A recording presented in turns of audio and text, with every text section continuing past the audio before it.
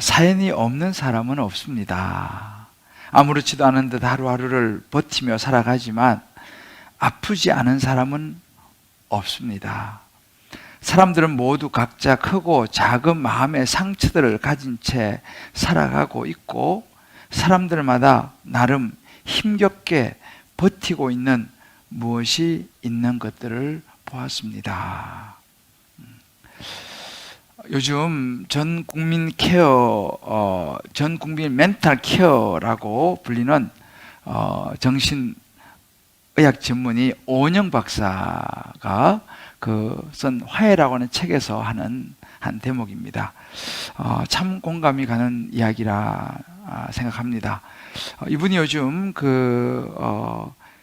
여전히 해결되지 않은 내면의 그런 고통을 가지고 힘들어하는 육아를 하는 엄마들, 또 이런저런 갈등으로 힘든 부부들, 또 여러 관계 속에서, 직장과 또 사업 관계 속에서 정말 힘드는 그런 많은 이들, 0세부터 그 100세까지 그 사연들을 상담해 주는 그런 프로그램들을 많이 이분이 하시더라고요. 그래서 제가 우연히 그저께 오은영의 금쪽 상담소라고 하는 것을 잠깐 보게 됐는데, 거기에 이제 출연자가 누구냐면 이혼 2년차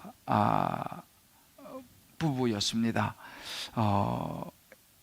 이 출연자 유튜브를 하시는 두 분인 것 같은데, 이제 딸은 결혼 이제 5년차 이혼을 해서 이제 이혼한 지 2년 되고 딸은 7살이 됐더라고요. 그 딸은 이제 아빠가 이제 키우면서 살면서 유튜브를 이렇게 이제 내보내는 것 같아요.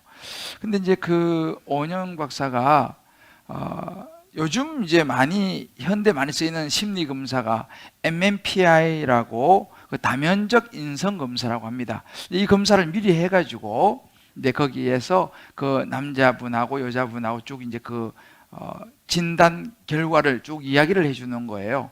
이야기를 해주니까 그 이야기를 듣고 있던 이 두 사람이 굉장히 놀라는 것입니다.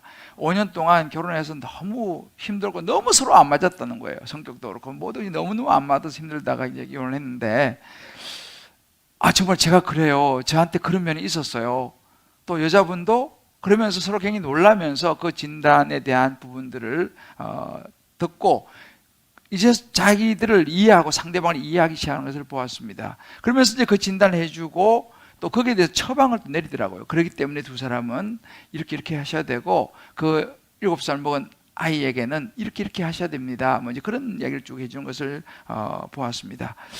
정말 좋은 그 진단과 처방이다라는 생각을 해보면서 저는 그런 생각이 들었습니다. 이 목사는 항상 뭘 봐도 다 설교하고 연결시키잖아, 그죠? 그래서 생각해 보면서 전 딱 드는 생각이 뭐냐면, 이렇게 이제 사회에서 심리적으로도 이런 참 좋은 상담가 필요한데, 인생을 근본적으로 진단하고 처방해 주는 책이 있어요. 바로 성경입니다. 이 성경 안에는 수많은 사연들이 등장하고 수많은 사람이 등장하고 또 그들을 다루면서 삶을 진단해주고 또 어떻게 되는지 처방해주는 수많은 이야기가 이 성경에 들어있습니다. 오늘 이 바울은 예수 믿으며 살아가지만 현실에서 여전히 쉽지 않은 그런 인생의 짐을 지고 살아가고 있는 이 에베소 성도들이에요. 그리고 당시 소아시아 많은 교회 성도들에게 편지를 써서 그 내용이 어둠과 빛이라고 하는 이 이야기를 통해서 정말 그들의 신앙과 삶을 진단해 주면서 처방을 내리는 그런 내용이 오늘 우리가 읽었던 이 본문의 내용입니다. 저는 오늘 이 성경, 우리를 창조하시고 우리의 인생을 이끌어 가시는 이 하나님께 주신 이 말씀을 통해서 저와 여러분 한 분 한 분이 또 가정에서 예배드리시는 모든 분들이 오늘 성령의 음성을 잘 들으시고, 4월 주제가 소망 그 높은 길로라고 잡았는데, 정말 또 한 걸음 더 주님께 가까이 나아가는 예수인으로 살아갈 수 있게 되기를 주님의 이름으로 축복합니다. 빛 가운데 살고 싶지 않은 사람이 어디 있겠습니까? 모두 다 이해는 못하지만 빛 가운데 살아가고 싶죠. 그러나 현실이 빛 가운데 살 형편이 못 되니까 마음의 갈등과 또 고민과 또 이런저런 죄의식이 생기는 것이죠. 자, 그렇다면 우리가 어떻게 하면 빛 가운데 살아갈 수 있을까? 바울이 바로 그 에베소 성도를 향하여 내리는 그 진단은 바로 우리 자신을 먼저 알아야 된다는 것입니다. 그럼 우리는 누구냐? 우리는 어둠이라는 거예요.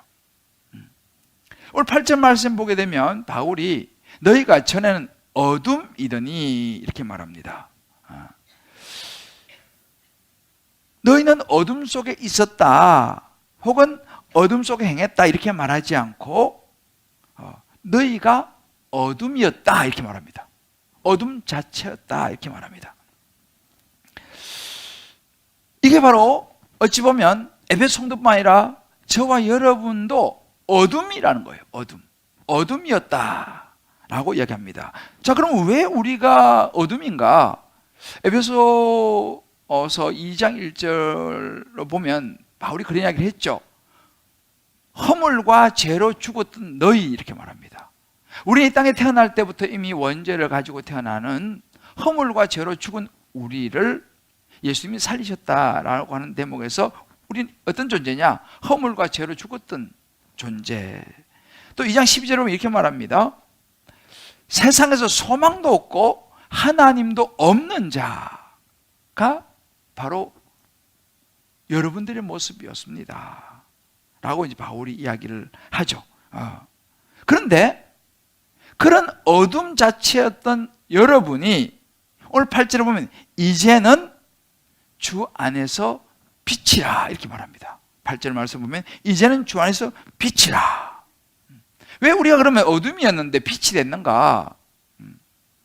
우리가 어둠의 존재, 죄인의 존재지만 예수님께서 이 땅에 오셔서 우리 모든 죄를 다 짊어지시고 죄의 문제를 해결하시면서 우리가 예수님을 믿음으로 하나님의 자녀가 되었고 이제는 하나님의 자녀로서 빛이 되었다라고 이야기합니다. 그러니까 빛이 될 것이다가 아니고 예수님을 믿는 순간 우리는 빛이 되었다, 빛이다 이렇게 이야기를 하는 거죠. 근데 문제는 뭐냐면 우리가 살아가는 현실은 어둠이 우리 주변에 너무 많습니다. 근데 우리는 빛이 됨에도 불구하고 이 어둠이 자꾸 우리를 붙잡는다는 거예요. 어둠이었던 과거의 나의 상처가 있잖아요. 어둠에 살았던 나의 과거의 습관이 있잖아요. 예수 믿기 전에 살았던 나의 삶의 스타일이 있지 않습니까? 이제 이런 어둠들이 자꾸만 우리를 붙잡는다는 거예요. 왜 그래? 하던 대로 해. 아니, 너 안 된다니까? 이런 부정적인 생각들, 과거의 어둠이었던 그런 것들을 자꾸만 떠올리게 하면서 우리로 하여금 낙심하게 하고 좌절을 시키는 거예요. 빛인데 내가 빛이라는 생각을 자꾸 잊어버리게 만드는 거예요. 자, 그러면 어떻게 되느냐는 거죠. 이게 이제 바울의 처방입니다. 오늘 말씀 11절 말씀 이렇게 말합니다. 너희는 어둠의 일에 참여하지 말라 이렇게 말합니다. 더 이상 어둠에 끌려다니지 마라 이렇게 이야기하는 거죠. 더 이상 어둠에 속했다고 속아서는 안 되고 또 어둠에 흔들려서는 안 된다. 또 과거의 그런 모습에 흔들려서는 안 된다라고 이야기하면서 그러면 어떻게 하면 우리가 어둠을 벗어버릴 수 있느냐는 거죠. 어둠에 참여하지 않을 수 있느냐. 이 부분을 바울이 처방을 합니다. 오늘 그 중에서 한 두 가지 말씀, 어둠의 일에 참여하지 않으려면 어떻게 되냐를 살펴보려고 합니다. 그 첫 번째는 뭐냐면요, 우리가 어둠에 참여하지 않기 위해서는 내가 이미 빛의 자녀가 되었잖아요. 예수 믿음으로 빛의 자녀로서 이제는 내 삶에 하나님의 기쁨을 기준으로 삼고 살아가게 되면 우리는 어둠의 일을 벗어버릴 수 있다고 말합니다. 자, 오늘 8절 말씀 아까 제가 말씀드렸죠.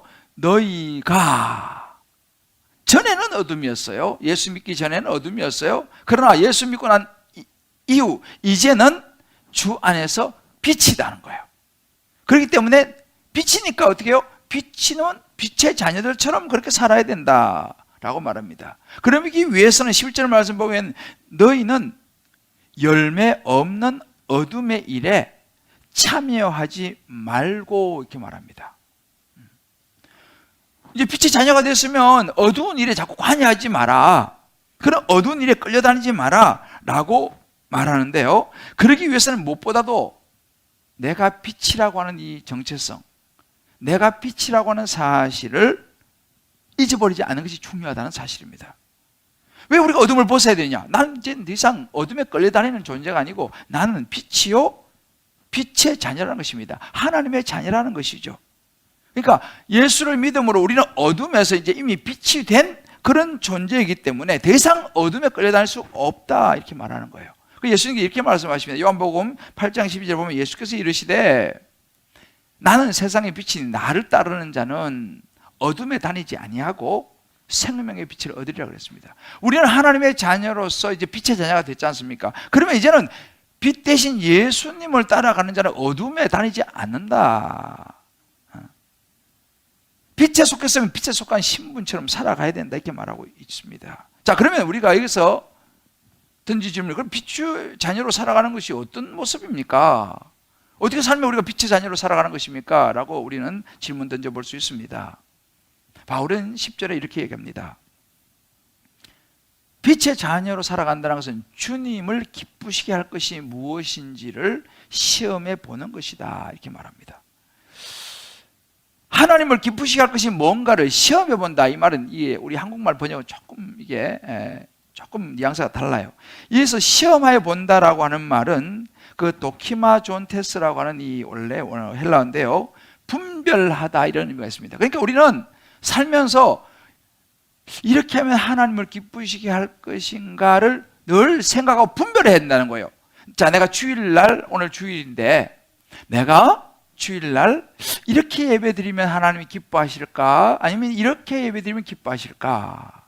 내가 오늘 이 생각을 하면 하나님 기뻐하실까? 이 생각을 하면 하나님 기뻐하실까? 내가 오늘 이 행동을 하면 하나님 기뻐하실까? 저 행동을 하면 기뻐하실까? 이것을 분별하면서 우리의 모든 삶을 살아가는 거, 이것이 하나님이 기뻐하시는 삶이라는 거예요. 그러니까 중심이 나한테 있는 게 아니죠. 내 생각이 아니고 하나님이 어떻게 하면 기뻐하실까? 그래서 우리가 지난번 쭉 보고 있는 것은 버리고 뭐 음행과 탐욕과 여러 더러운 말과 이런 걸 버리라 그랬죠, 그죠? 근데 그런 버려야 될 것을 우리가 안 버리고 가지고 있으면 그건 하나님을 기쁘시게 못한다는 거죠. 그러니까 모든 것도 야, 이거 하나님 기뻐하실까 아닐까, 여기에 기준을 삼고 살아가면 하나님을 기쁘시게 할 수 있게 되고 빛의 자녀로 살아가게 되고 당연히 어둠의 일을 벗어버릴 수 있게 된다라는 것입니다. 그래서 저는 제가 굉장히 좋아하는 찬송이 있어요. 찬송이 552장인데 주여 나를 도우사 세월호 송 안고서 어두운 세상 지낼 때 햇빛 되게 하소서. 자, 이 찬송 이 대목을 굉장히 좋아합니다. 그래서 저는 한 번씩 저 혼자 있을 때 그렇고 힘들고 어려우면요, 주여 나를 도우사 이 찬송을 불러요. 주여 나를 도우사, 세월 허송하지 않고 정말 주님 앞에서 햇빛 되게 해달라고. 이 가사가 너무너무 좋아요. 그러면 다시 한번 제가 저를 돌아보게 되죠. 그래, 맞아. 내가 목사지. 목사가 이러면 안 되지. 내가 하나님의 자녀지. 내가 이러면 안 되지. 주여 날 도우사 세월 허송 안고서 어두운 세상 지낼 때 햇빛 되게 해달라고. 이 노래를, 이 찬송을 한번 부르고 나면요, 힘이 생기는 거예요. 그리고 또 저 자신을 돌아보는 거예요. 그래, 맞아. 내가 목사로서 내가 이러면 안 되지. 이게 뭐냐면요, 우리가 빛의 자녀로서 우리의 자존심인 거예요. 내가 예수 믿는 장로인데, 내가 예수 믿는 권사고 집사고, 내가 예수 믿는 성도인데 내가 이러면 안 되지. 내가 하나님의 기쁨이 돼야지. 이런 생각을 하는 것이 저는 개인적으로 굉장히 도움이 되는 것을 느낍니다. 이게 뭐예요? 하나님의 기쁨을 기준으로 삼고 살아가니까 어둠을 이길 수 있는 힘이 생기더라고요. 제가 이런 이야기를 하는 이야기를 들었습니다. 목사님, 저는요 제 자신이 아까워서 차마 죄를 지을 수 없었어요. 그렇게 한 거예요. 자기가 너무 아까워서 죄 못 짓겠더라는 거예요. 어둠에 참여하지 못하대 그랬던 거예요. 자기가 너무 아까워서. 왜? 내가 이래도 하나님의 자녀인데. 정말 우리는요 죄 짓기는 너무 아까운 존재예요. 왜냐하면 하나님이 세상과도 바꾸지 않는 존재잖아요.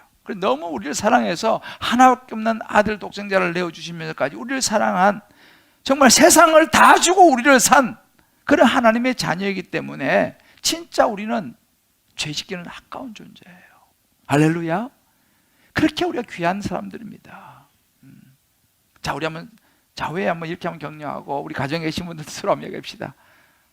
죄 짓기는 아까운 존재가 우리입니다. 진짜예요. 우리 죄 짓기는 아까운 존재예요. 왜? 하나님이 세상을 다 주고 우리를 바꾸지 않잖아요. 그래서 우리는 빛의 자녀로 살아간다라고 말합니다. 근데 오늘 구절을 보니까요, 그럼 빛의 자녀로 살아가면 어떤 일이 생기느냐? 빛의 열매가 있다는 거예요. 빛의 열매는 무엇이냐니까 모든 일에 착함과 의로움과 진실함이 있다. 여러분, 그 극장에 보면요 불이 다 꺼지지 않습니까? 그러면 어디 이 스포트라이트가 그 중앙에 사회자한테 딱 비추잖아요, 그죠? 다 어두워도 그 사회자는 딱 잘 보여, 잘 보이잖아요. 어찌 보면 우리가 그리스도인이 그런 모습이어야 되지 않나 생각해 봅니다. 온통 어둠이지만 예수 믿는 사람이 가면 그곳은 이렇게 비치니까 뭔가 이 빛이 비치는 뭔가 달라 보이는 그런 모습이 보여야 되지 않겠냐는 거죠. 다 세상이 아무리 어두워져도 예수 믿는 우리가 있는 그곳은 그래도 조금이라도 맑아져야 되고, 우리로 인해서 세상이 조금이라도 더 따뜻해져야 되고, 그죠? 조금이라도 더 온기가 나야 되지 않겠습니까? 할렐루야. 여러분, 코리텐 붐 여사라고 아마 이름을 많이 들어보셨을 거예요. 이 사진에 나오는 이 왼쪽에 두 번째 이 코리텐 붐인데, 그 중간에는 아버지예요, 아버지. 캐스퍼 텐붐이라고 하는 아버지인데요. 이 코리텐 붐 여사가 이제 죽게 된 유대인들을 숨겨주는 바람에 이 나치에 체포됩니다. 그래서 포로 수용소로 끌려가서 이제 죽을 고비를 여러 번 넘기면서 마지막에 이제 전쟁이 끝나면 살아나서 나오게 돼요. 그래서 나와서 이제 전 세계를 다니는 유럽, 미국으로 다니면서 이제 간증을 많이 했습니다. 하나님께서 어떻게 도우셨고 이런 간증을 많이 했는데, 한 교회 가서 간증을 하다가 그곳에서 자기 언니를 죽인 그 나치 교도관을 만나게 돼요. 여러분, 용서할 수 있겠어요? 그런데 용서해요. 이것이 굉장히 유명한 일화입니다. 그런데 이 코리텐 붐 여사가 그 모든 과정을 겪으면서 한 중요한 이야기가 있어요. 자기가 그렇게 할 수 있었던 모든 것은 어찌 보면 자기 아버지의 영향을 받았다는 거예요. 이 아버지가 굉장히 신실한 크리스찬이었습니다. 그 아버지는 캐스퍼 텐붐이라고 하는 분인데 시계방을 운영하고 있었어요. 그 당시 굉장히 경제가 어렵고 하니까 가게도 시계방을 하지만 먹고 살기가 힘들었을 것 같습니다. 근데 너무 이제 경제적으로 어렵고 하니까, 근데 어느 날 부자가 손님으로 왔는데 부자가 비싼 시계를 사려고 하는 거예요. 그 비싼 시계를 팔면 이제 한동안은 먹고 사는 것은 큰 지장이 없을 이제 그런 상황이 되었습니다. 얼마나 좋았겠어요? 그래서 이제 그 부자가 와서 비싼 시계를 사서 이제 돈을 현금으로 이제 지불을 했습니다. 그리고 이제 이렇게 나가려고 하는데 이 아버지 캐스퍼 텐붐이 그 부자에게 한번 이렇게 물었어요. 어떻게 이렇게 비싼 시계를 사시려고 생각을 하셨습니까? 하고 이제 그냥 이렇게 이제 말을 던졌는데 그 부자가 그렇게 이야기를 하는 거예요. 사실은 내가 너무 아끼는 시계가 있는데 이 시계가 너무 좋고 하는데 고장이 났다는 거예요.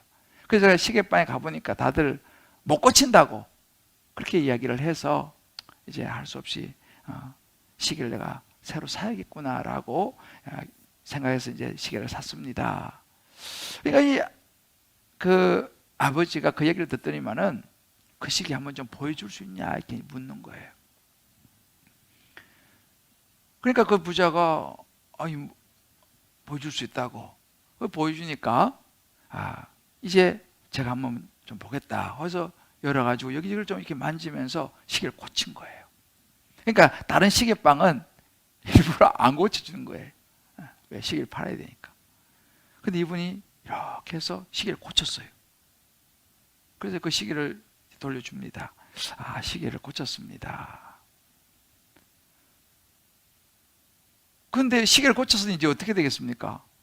비싼 주고 산 시계는 필요가 없잖아요, 이제는요.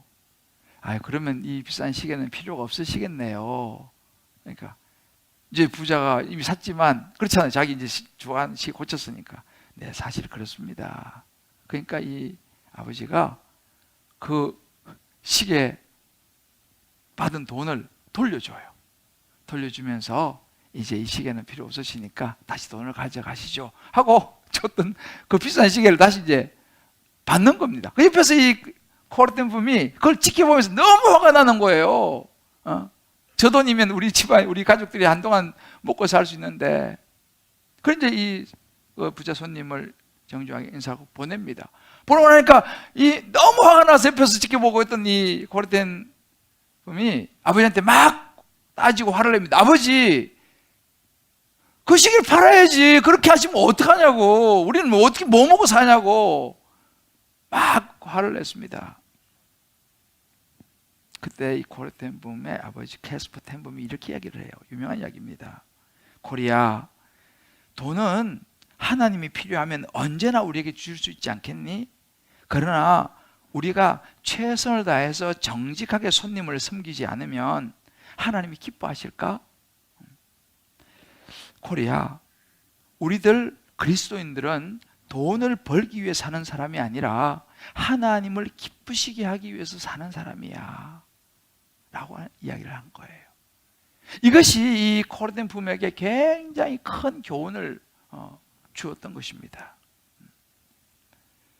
그 이야기를 이 코르텐 붐 여사가 해요. 여러분 어떻게 생각하세요?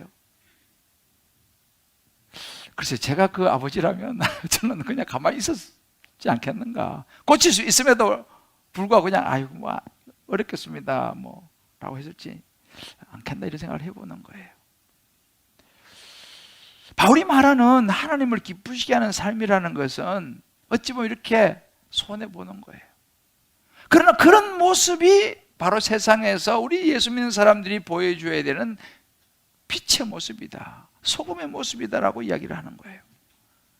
그래서 바울은 고린도서 5장 9절에 이렇게 말합니다. 그런즉 우리는 몸으로 있든지 떠나 있든지 주를 기쁘시게 하는 자가 되기를 힘쓴다 그랬습니다. 중요한 것은 뭐냐면 내가 뭘 하느냐도 중요하지만 내가 어떤 사람이 되느냐가 사실은 중요하다는 거예요. 그래서 스탠리 하우바스라는 유명한 기독교 윤리학자는 이것을 영어로 doing과 being을 설명하는 거예요.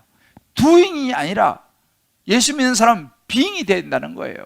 뭔가를 하는가도 중요하지만 어떤 사람이 되어야 되냐가 더 중요하다, 그런 이야기를 합니다. 그러니까 우리 보면은요, 참 저도 이게 어렵습니다만은 내가 하나님 일을 많이 하고 적게 하고 그게 중요한 게 아니라 하나님이 내게 능력을 이만큼 주셨으면 그만큼 하는 거고 요만큼 주었으면 또 그만큼 하는 거예요. 그런데 우리는 때로는 내가 받은 은사와 달란트가 10인데 막 20을 하려고 그러니까 그것도 교만이라는 거예요.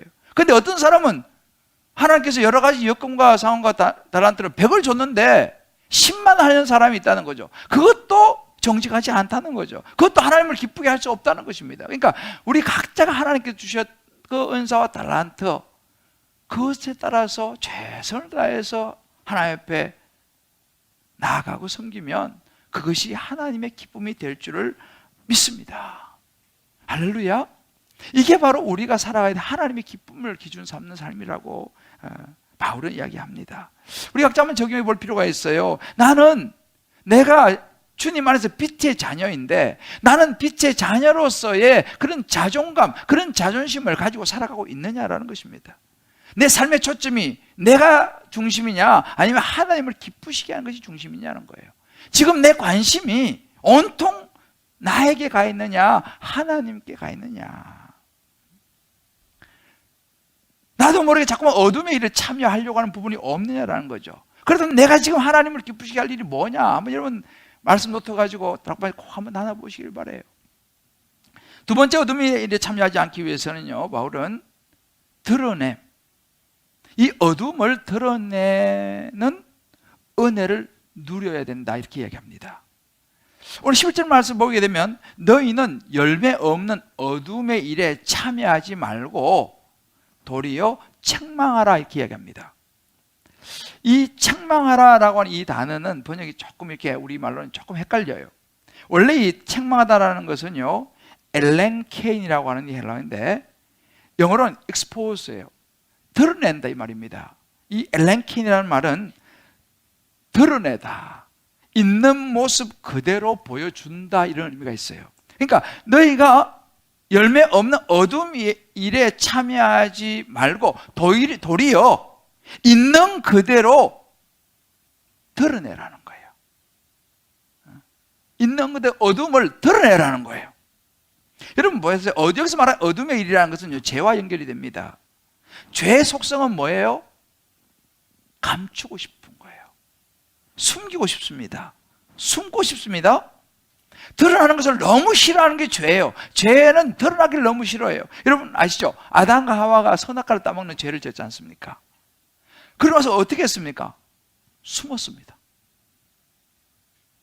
아담아 어디 있냐, 하와야 어디 있냐니까 저희가 부끄러워 숨었습니다. 이게 죄의 속성이에요. 죄는요 숨고 싶어 해요. 죄를 지으면요 숨고 싶어 해요. 여러분 그런 경험 있으세요? 요즘은 뭐 그게 없지만 옛날에 저 어릴 때는요 그 광 같은 데 있잖아요. 불을 탁 켜면 후다닥 도망가는 거 있죠. 경험 안 해보셨나요? 젊은 사람들은 모를 거예요. 옛날에는 쥐들이 많았잖아요. 그래가지고 광야 이런 데 가서 불 탁 켜면 막 후다닥 도망가고 막 그런. 그러니까 이게 빛이 딱 들어가면요 어둠은요 숨게 마련해요. 안 좋은 것들은요 후다닥 도망간다니까요. 어찌 보면 우리 모두에게 하나님이나 이 빛, 특히 빛 대신 하나님 앞에 또 사람들 앞에서 드러내고 싶지 않은 구석이 있어요. 우리 마음 속에요, 우리의 삶 속에요, 드러내고 싶지 않은, 숨기고 싶은 그런 어떤 생각, 어떤 태도, 그런 행동, 그런 욕망, 이런 것이 우리 안에 있다는 것입니다. 문제는 나 예수 믿습니다 하고 예수 딱 믿으면 싹 사라지면 얼마나 좋겠어요, 그죠? 이제 예수 믿습니다 딱 하면은 그 모든 것이 그냥 하루아침에 그냥 어둠의 습관들, 생각들, 그런 행동들, 그런 관계들이 딱 끊어지면 얼마나 좋겠습니까? 문제는 그것이 그렇게 되지 않더라는 거예요. 예수 믿어도 목사가 돼도 여전히 내 안에 그 어둠들이, 나는 빛인데 분명히 어둠들이 스멀스멀 올라오더라는 거예요. 어떻게 되느냐? 이걸 이제 오늘 바울이 다루는 거예요. 그럼 이거 어떻게 되냐 이게 엘렌 케인입니다. 드러내야 된다. 드러내야 된다. 근데 드러내는 게 이게 쉽지 않죠. 어둠을 드러낸다. 내 안에 욕심을 드러낸다. 내 안에 있는 욕망을 드러낸다. 내 안에 있는 그 죄의 모습을 드러낸다. 이건 굉장히 어려운 이야기입니다. 그래서 불구하고 그것을 드러내야 된다는 거예요. 그럴 때에 어둠의 일을 벗어버릴 수 있다 이렇게 이야기합니다. 디모데서 5장 20절 이렇게 말하는 거예요. 범죄한 자들은 모든 사람 앞에서 꾸짖어 나머지 사람들을 두려워하게 하라. 이게 우리가 이런 그 어둠, 죄를 드러내게 되면요 이걸 사람들 꾸짖으라는 거예요. 그것이 또 어떤 영향을 미치냐면 다른 사람들은 그걸 보면서 저렇게 죄를 지면 안 되겠구나 라고 경각심을 갖게 되는 효과도 준다는 거예요. 갈라디아서 6장 1절에 이렇게 말합니다. 형제들아, 사람이 만일 무슨 범죄한 일이 드러나거든 신령한 너희는 온유한 심령으로, 이것도 중요한 거예요. 온유한 심령으로 그러한 자를 바로 잡아야 한다는 거예요. 그리고 너 자신도 살펴보라는 거예요. 그리고 너도 그런 시험을 받을까 두려워하라, 이렇게 이야기를 합니다. 무슨 이야기예요? 우리가 숨기고 싶은 그런 그 부끄러운 생활 방식과 행동과 이런 것들을 감추려고 하면 감출수록 그것은 사라지지 않는다는 거예요. 어둠이 더욱 붙잡아 버린다는 것입니다. 그런데 그것을 드러내게 되면요, 불을 켜면 어둠을 이길 수 있는 것은 칼이 어둠을 이기지 않아요. 여기 불을 끄면 여러분 칼 가지고 이 어둠을 해칠 수 있습니까? 아무리 예리한 칼, 총, 어떤 무기로도 어둠을 이길 수가 없어요. 어둠이 사라지지 않습니다. 불을 켜면, 빛이 들어오면 어둠은 물러가게 돼 있어요. 그러니까 이 어둠의 이런 부분들을 드러낼 수 있는 건 빛이라는 거예요. 하나님의 말씀 앞에 내가 나가는 거라는 것입니다. 그렇게 해서 내가 나가면 그런 나의 모습을 보면서 주변 다른 사람들이 도움이 된다는 거예요.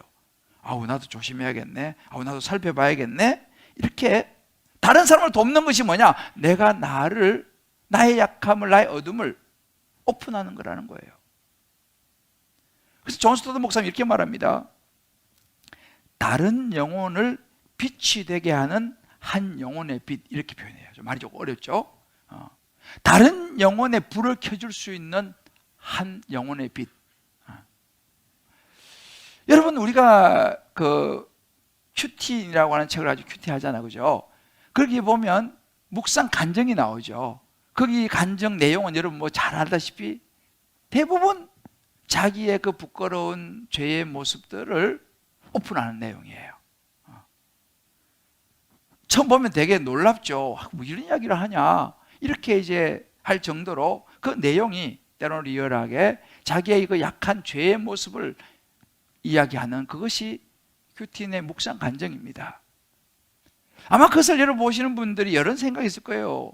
뭐 이런 이야기까지 하나라고 할지 모르지만 여러분, 그것이 성경적인 것이 왜 그러냐면 오늘 바울이 이야기하잖아요.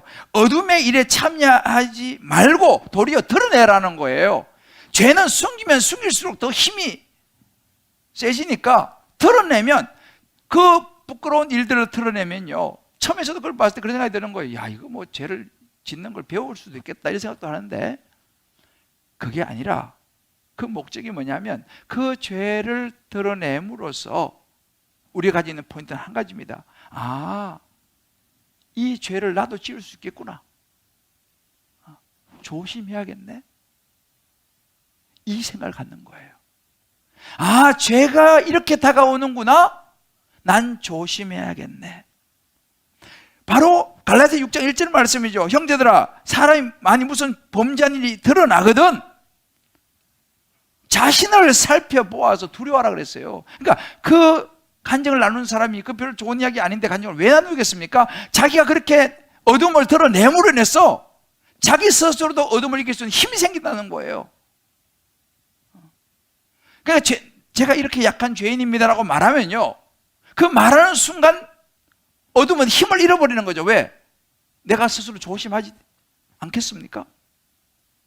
또 듣는 사람들도 조심하지 않겠습니까? 이런 일석이조의 효과가 있다고 바울이 이야기를 하는 거예요. 여러분, 한국 기독교 역사에 있어서요, 큰 한 획을 그은 것이 1907년도 평양 대부흥 운동이었습니다. 1907년도 평양에 장대현 교회라고 있었어요. 그 교회에서 1월 2일부터 이제 우리 말하면 부흥회를 2주간 했습니다. 우리도 이제 다음 주부터 고난주간 특별 새벽 기도를 하죠. 그 장대현 교회에서 새벽 기도를 시작한 거예요. 그것이 이제 새벽 기도의 시작이 됐어요. 그런데 그 새벽 기도를 하는데 그 교회에, 장대현 교회에 심우 장로 중에 길선주라고 하는 장로가 있었어요. 물론 나중에 이분이 이제 목사가 됐습니다만, 그 장로님이 그 집회를 하는데 앞에 나와가지고 무슨 이야기를 하면, 여러분, 제가 오늘 고백할 것이 있습니다. 제가 아간의 죄를 졌습니다. 사실 제 친구가 저한테 가족들에게 물려주라고 유산을 저에게 맡겼는데 제가 그 일부를 사실은 제가 가져버렸습니다. 이렇게 자기 솔직한 그 죄를 이야기를 한 거예요. 그리고 제가 그거 다 변상하겠습니다. 그리고 제가 누구누구를 미워했습니다. 이런 이야기를 그 신부장로님이 나와서 한 거예요. 성도들이 깜짝 놀랐지 않겠습니까? 저렇게 훌륭한 장로님이 저런 죄를 졌구나.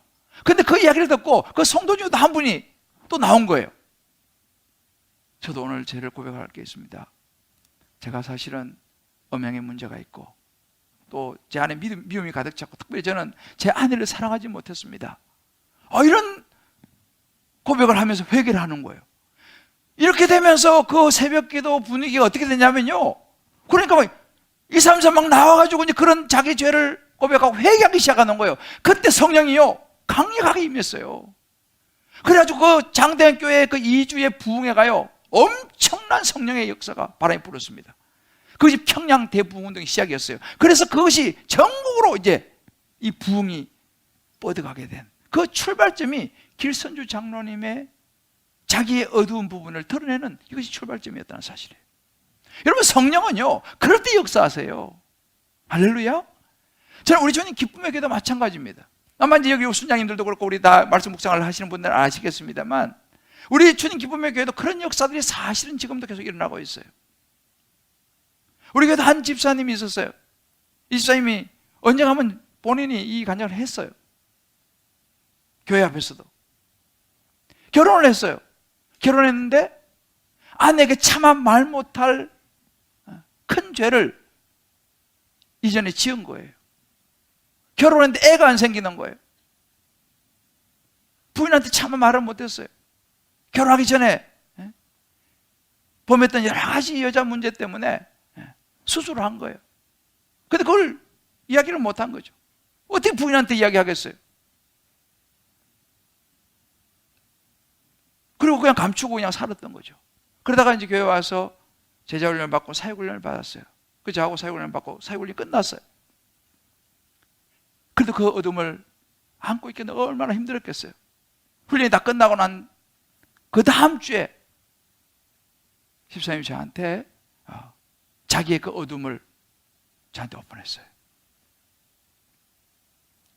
그리고 어떤 결단이냐면 자기 부인한테 이야기하는 적용을 한 거예요.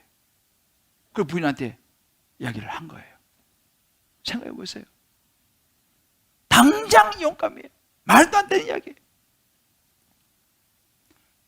그러나 하나님 앞에서 눈물로 자기의 죄를 인정하고 아내에게 오픈을 했어요. 아내가 얼마나 충격을 받았겠어요. 근데 그 아내도 그때 사회훈련을 같이 받고 있었어요. 너무 충격이고 큰, 정말 이건 뭐 아픔 정도가 아니죠. 근데 그것을 용서하기로 했어요. 그리고 부부가 같이 병원에 가서 다시 수술을, 그 남편이 수술을 다시 했어요.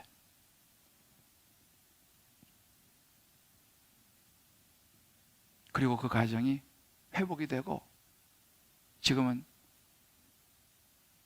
아들이 둘이나 태어났어요. 두 사람 다 순장이 되었죠. 행복한 가정을 잘 꾸려가고 있습니다. 그 어둠을 계속적으로 끌어안고 있었으면 아마 그 가정은 벌써 깨졌을 거예요. 계속 그 어둠을 안고 살아가야 되니 얼마나 힘들겠어요. 오늘 바울이 이야기한 그런 거죠. 어둠은 감추면 감출수록 더 우리를 물고 늘어질 거라는 거예요. 엘렌 케인, 어둠에 끌려다니지 말고 도리어 드러내라는 거예요. 이것이 공동체임이에요. 이것이 사실은 우리 공동체가 가야 할 방향인 거예요. 그래서 우리 소그룹 다락방이 귀한 것입니다. 여러분, 예수님께서요 이 땅에 오신 목적이 뭐예요? 우리를 그런 어둠에서 건져주시기 위해 왔어요. 영접하는 자 그런 인자를 하나님의 자녀가 된 권세를 주었습니다. 여러분들, 요한계시록 3장 10절 이런 말씀이 있어요. 볼지어다 내가 문 밖에 서서 두드리니 누구든지 내 음성을 듣고 문을 열면, 문은 내가 여는 거예요. 주님이 관계를 열지 않습니다. 문을 열면 내가 그에게로 들어가서 그로 더불어 먹겠다는 거예요. 문은 내가 열어야 되는 거예요. 어둠은 내가 드러내야 되는 거예요. 여러분, 교회 안에 의인들이 너무 많아요. 목사를 비롯해서. 여러분, 교회는 죄인이 오는 곳입니다. 의인은 세상에 한 명도 없다 그랬어요. 우린 다 죄인이에요. 그래서 우리가 예수 믿는 거죠. 죄인 아니면 예수 믿을 필요가 없는 거죠. 그런데 교회 너무 다 의인이에요. 목사부터. 아니에요. 우리 죄인입니다.